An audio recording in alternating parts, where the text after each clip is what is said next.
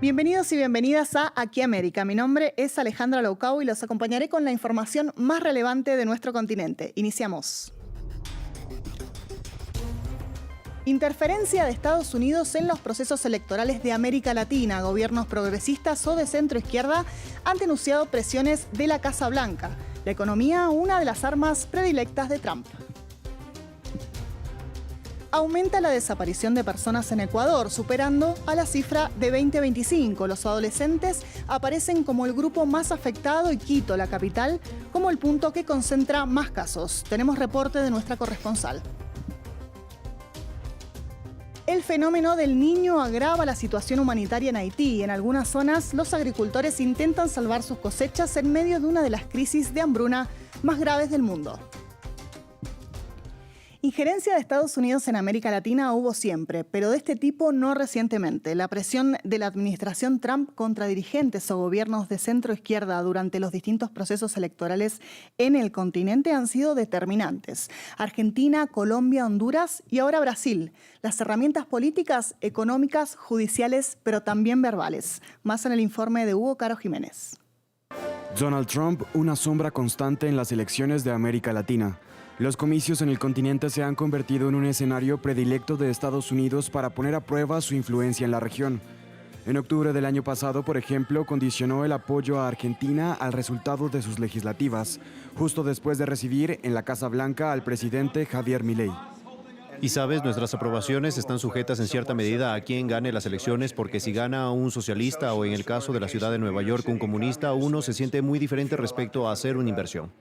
En Centroamérica, Trump amenazó a Honduras con suspender la inversión estadounidense si no ganaba el que ahora es el actual presidente, Nasri Asfura, considerado un delfín de Juan Orlando Hernández, condenado por narcotráfico e indultado por el republicano en el mismo contexto electoral.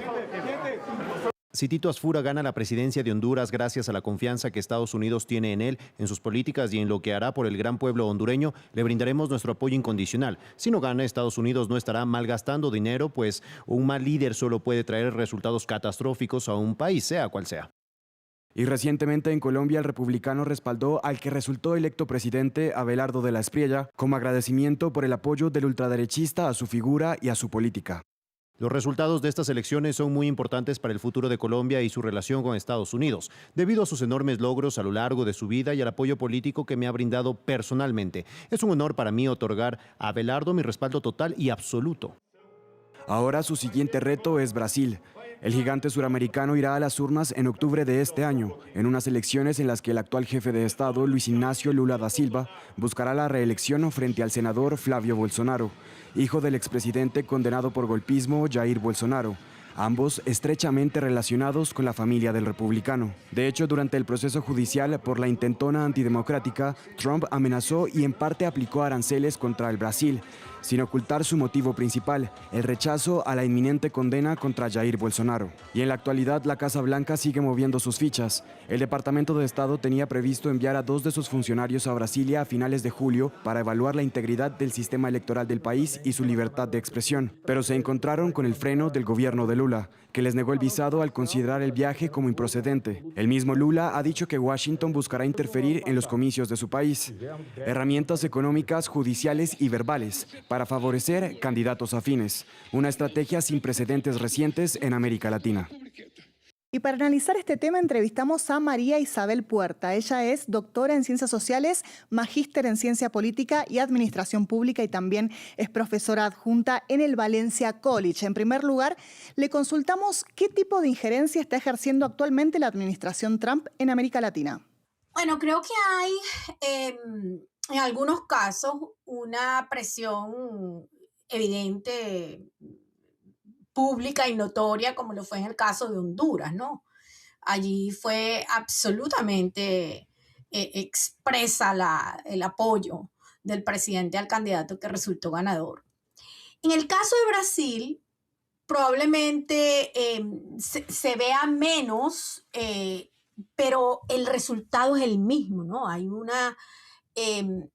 un uso abusivo del poder de la presidencia de los Estados Unidos, no solamente para interferir, por ejemplo, con un proceso judicial en un país que además es un aliado comercial, con el que no se tienen, o al menos antes de esta presidencia, no se tenían disputas políticas y sin embargo el presidente ha utilizado la majestad de su cargo para tratar de inclinar la balanza en un caso que además es sumamente delicado porque tiene que ver con la estabilidad democrática de un país de la región.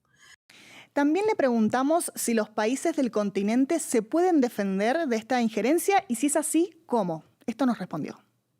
El problema es el precio no político, el precio en este caso económico, porque el presidente de los Estados Unidos no solamente tiene un poder político enorme, sino que su economía, la economía que representa, por supuesto, es quizás lo que verdaderamente atrapa a la mayoría de los países del mundo que se están viendo afectados por este tipo de dinámica, no solamente en relación a los aranceles comerciales, sino a todo el uso del poder para someter, que está delineado en su corolario, ¿no? Él lo que quiere es imponer su voluntad en la región y eso hace, por supuesto, muy vulnerables al resto de los países, no solamente de América Latina. Veamos el caso de Canadá y de México, ¿no?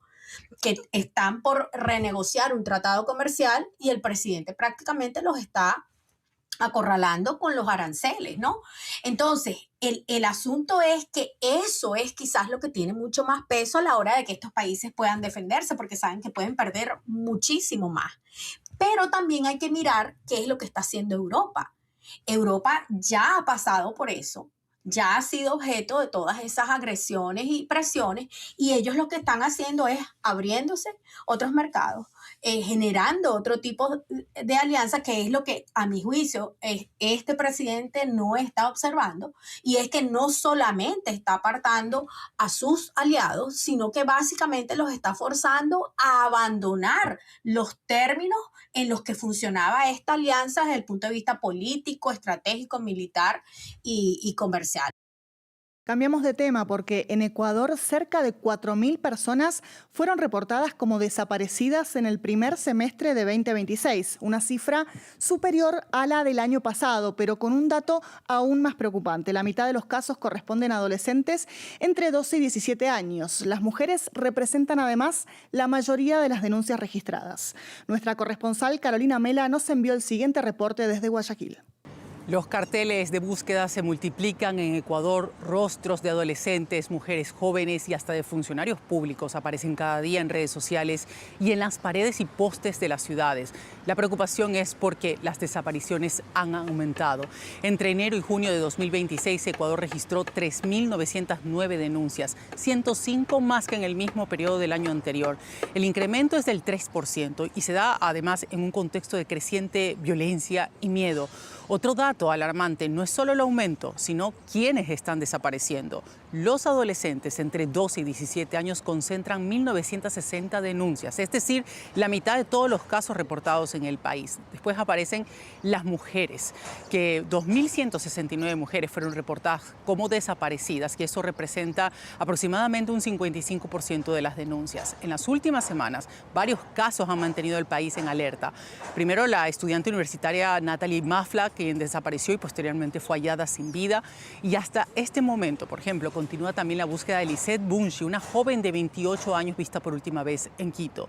Y también ha despertado la atención de los ciudadanos la desaparición seguida de dos funcionarios públicos, uno que trabajaba en la Dirección de Aviación Civil, quien fue encontrado muerto días después de su desaparición, y también a los pocos días desapareció otra funcionaria, pero del Ministerio de Educación, quien también fue hallada sin vida. Quito es la ciudad con más denuncias en todo el país. Registra 823 casos, le sigue Guayaquil con más reportes. Según el Ministerio del Interior, la mayoría de las denuncias está vinculada a causas personales y familiares.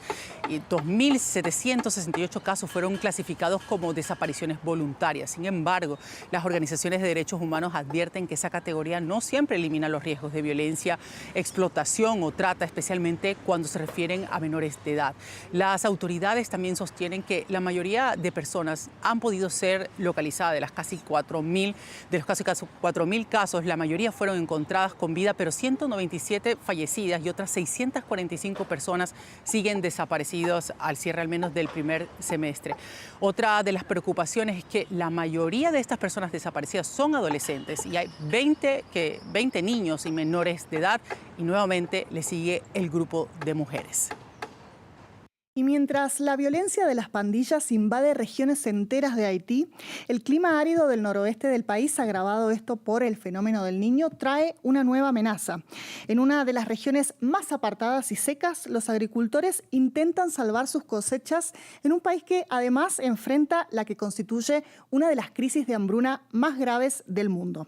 Nuestro corresponsal Andrés Suárez Jaramillo con la historia.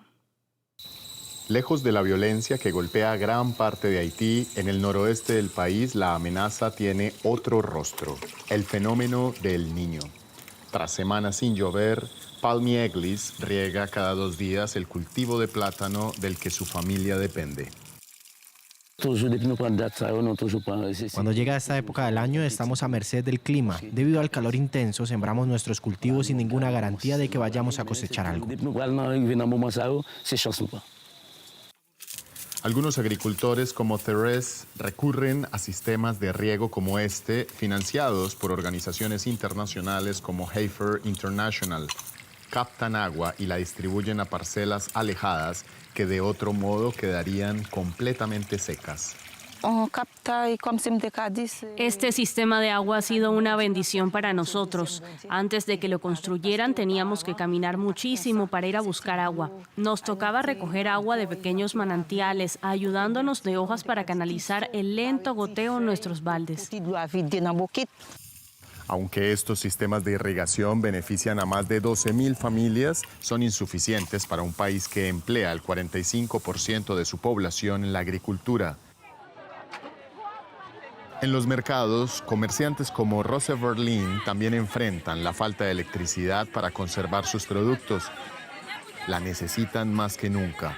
Sin haber recibido suficiente agua, son mucho menos resistentes. Sí, el agua tiene un gran impacto en nuestra cosecha. Estas coles son un buen ejemplo. Sin suficiente agua no tardan mucho en empezar a pudrirse. En Haití, casi 6 millones de personas, la mitad de su población, padece hambre aguda, según la ONU, con pronósticos de que el Niño podría prolongarse hasta la primavera de 2027. Miles de familias que viven de la agricultura de subsistencia quedarán más que nunca a merced del clima. Y así llegamos al final de esta edición. Gracias a la producción y a todo el equipo técnico y por supuesto gracias a ustedes por acompañarme. Mi nombre es Alejandra Loucou y esto fue Aquí América. Hasta la próxima.